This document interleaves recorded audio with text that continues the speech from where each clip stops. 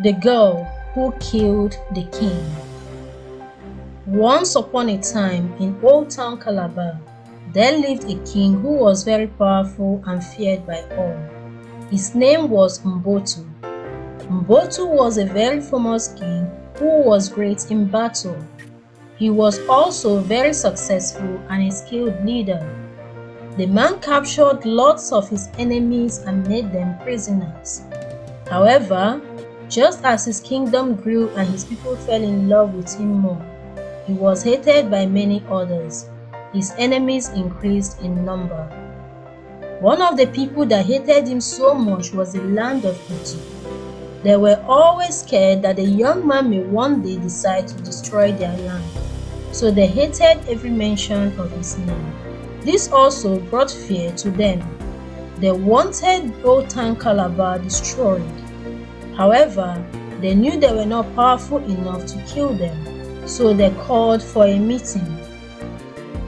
"What are we going to do?" asked one of the elders. "These people grow stronger by the day with every land they capture, and we know that soon it will be us they target. We need to eliminate them before they even come to us," the head of the council stated. "Yes, but how do we go about eliminating them? Our weapons can't match up with theirs, and neither can our army," their king said. "I may have a solution," one of the elders said, and the entire room went quiet to hear what the man had to say. "What are you suggesting?" the king asked. "We have an old witch in our possession. We can ask this woman to turn into a very beautiful young girl, seduce King Mbotu, and then kill him. I have heard that the king adores little girls." This is a very good idea. Guards, bring the old witch to me," the king said. And in less than an hour, the old witch was brought to the king and his elders. "Witch, we want you to do something and liberate our people from bondage. You know that the king of Old Town Calabar is planning on destroying us. We need to kill him before that. So we want you to change into a young beautiful girl, seduce the king, and then kill him." Immediately, the old witch agreed. This made the people very happy. The old witch set to work, and by the end of the day, she was a very beautiful girl. She then started her journey to Old Town Calabar.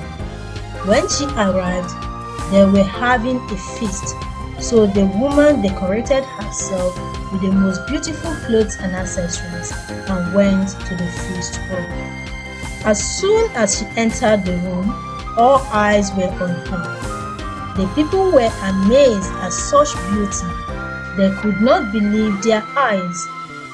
Soon, words got to the king about the beautiful girl that just arrived in his kingdom.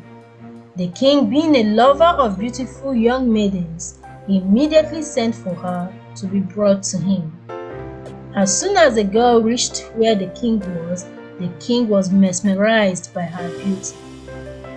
"Beautiful one," he said, "I want to marry you right away."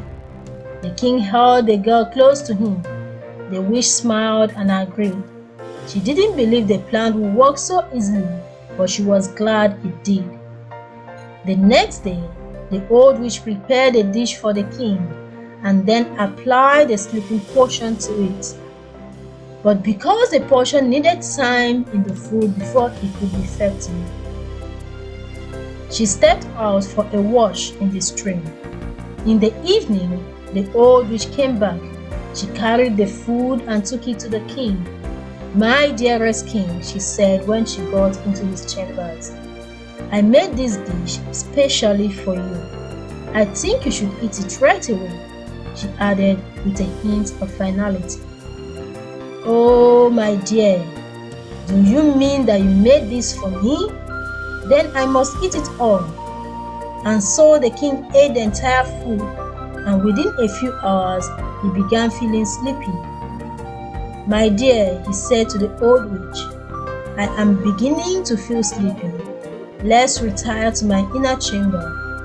And the old witch helped him into his chamber, where he fell into a deep sleep on his bed.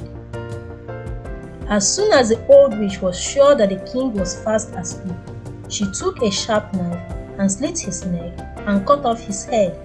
She then placed the head inside a bag and took it back to her land.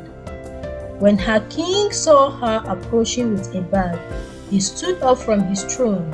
Then the old witch dropped the head of the king of Old Town Calabar on the floor. The king of Ituland immediately declared war against Old Town Calabar and prepared his army. The king also made sure that no one took the news to Old Town Calabar to tell them that they were going to be invaded. The people of Old Town Calabar woke up, and for hours, when they didn't see their king make an appearance, they decided to look for him. The wife went to his chambers, but the door was locked. She called his elders and some youth, and they forced the door open and went into his inner chamber. When they finally broke the door, they saw their king covered in a pool of blood, but without his head. The people of Old Town Calabar mourned their king and didn't suspect that the beautiful girl had anything to do with it. During their mourning, the people of Itu struck and killed all of them and took over their